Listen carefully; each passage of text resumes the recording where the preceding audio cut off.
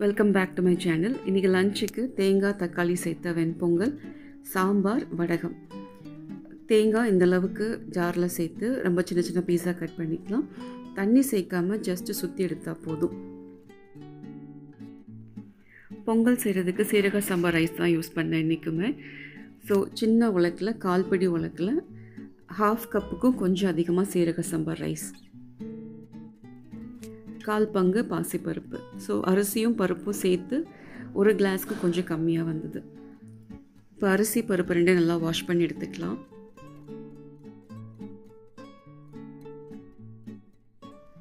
அரிசி அளந்த அதே உலக்கில் 3 உலக்கு தண்ணி சேர்த்துட்டு நம்ம பொங்கல் செய்ய ஸ்டார்ட் பண்ணுற வரைக்கும் அதை ஊறிட்டுருக்கட்டும். ஒரு மூடி போட்டு உரமாக வச்சுட்டேன். இப்போ ஒரு பெரிய ப்ரெஷர் பேனில் 2 ஸ்பூன்ஸ் நெய். நான் எடுத்துருக்கிற ஸ்பூன் கொஞ்சம் பெரிய சைஸ், அதனால் 2 ஸ்பூன் கரெக்டாக வந்தது. சின்ன ஸ்பூன்னா ஒரு 3 to 4 ஸ்பூன்ஸ் யூஸ் பண்ணிக்கலாம். மிளகு,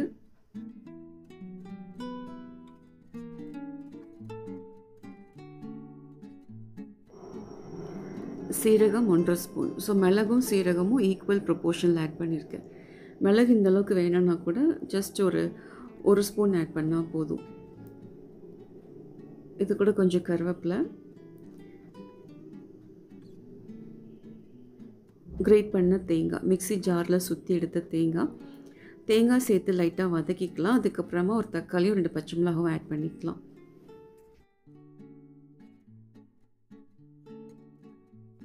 வெண்பொங்கலில் தேங்காயும் தக்காளியும் சேர்த்த ஒரு ஃப்ளேவரில் நாங்கள் ஒரு 6-7 months முன்னாடி பெங்களூர் போயிருந்தோம்.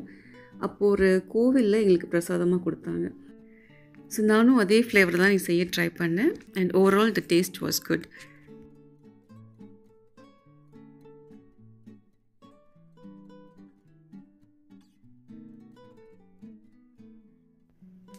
இப்போ தக்காளியும் 2 பச்சை மிளகாவும் ஆட் பண்ணிவிட்டு அதையும் வதக்கிக்கலாம். இது ரொம்ப குயிக்காக முடிகிற ஒரு சிம்பிள் வெண்பொங்கல் ரெசிபி. ஸோ இதிலே வேணும்னா நம்ம பட்டை கிராம்பு கூட சேர்த்து தாளிச்சிக்கலாம். இப்போ ஊற வச்ச அரிசியும் சேர்த்துட்டேன். கல்லுப்பு சேர்த்து நல்லா மிக்ஸ் பண்ணிவிட்டு ஹை ஃப்ளேமில் 2 விசில் மட்டும் குக் பண்ணால் போதும்.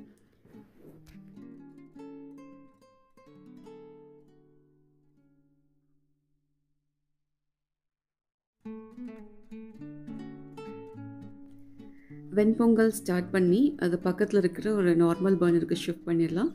அடுத்ததுக்கு சைட் டிஷ்ஷாக சாம்பார் செய்ய போகிறேன். நார்மல் துவரம்பருப்பு சாம்பார் தான். துவரம்பருப்பு கொஞ்சம் வேணும்னா பாசிப்பருப்பு கூட ஆட் பண்ணிக்கலாம். நல்லா வாஷ் பண்ண பருப்போட கொஞ்சம் தண்ணி, சீரகம், வெந்தயம், கருவேப்பிலை இதெல்லாம் சேர்த்து ஒரு 4 to 5 விசில்ஸ் நல்லா ப்ரெஷர் குக் பண்ணி எடுத்துக்கலாம். அதே மாதிரி சின்ன சிம்க்கு மாற்றிட்டேன். இப்போ இந்த பெரிய அடுப்பில் வடகம் பொரிக்கிறதுக்காக எண்ணெய் காய வச்சு வடகம் பொரிக்கிறத ஷூட் பண்ண மறந்தாச்சு. ஸோ இப்போது மீன் டைம் வெண்பொங்கல் ரெடி ஆகிடுச்சு. நல்லா சாஃப்டாக குழைவாக இருக்குது. இந்த பொங்கல் நம்ம செஞ்சு சூடாக சாப்பிட்றப்போ அது டேஸ்ட் இன்னும் நல்லாயிருக்கும். ஸோ இந்த ஸ்டேஜில் ஒரு 4-5 ஸ்பூன்ஸ் நெய் சேர்த்துக்கலாம் இந்த குவான்டிட்டி ஆஃப் ரைஸ்க்கு.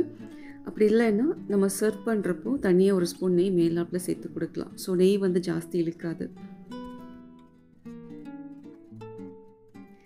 நேற்று சேப்பங்கிழங்கு வறுக்கிறதுக்கு யூஸ் பண்ண ரிமைனிங் ஆயில் இருக்குது. அதை தான் சாம்பார் தாளிக்கு யூஸ் பண்ண போகிறேன்.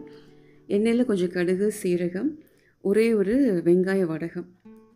ஃப்ளேவரும் நல்லாயிருக்கும், டேஸ்ட்டும் நல்லாயிருக்கும். சம்டைம்ஸ் நமக்கு வெங்காயம் கட் பண்ணி போட்டு டைம் இல்லை வெங்காயமே வீட்டில் இல்லைன்னா கூட இந்த மாதிரி வடகத்தை யூஸ் பண்ணிக்கலாம்.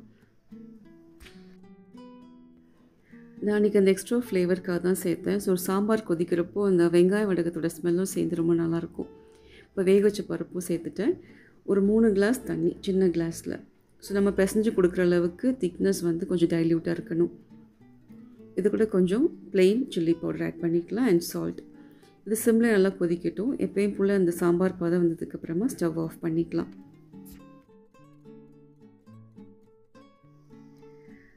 ஸோ சாம்பார் நல்லா கொதிச்சிருச்சு, ஸ்டவ் ஆஃப் பண்ணிக்கலாம். Hope you like my video. Thank you and happy food.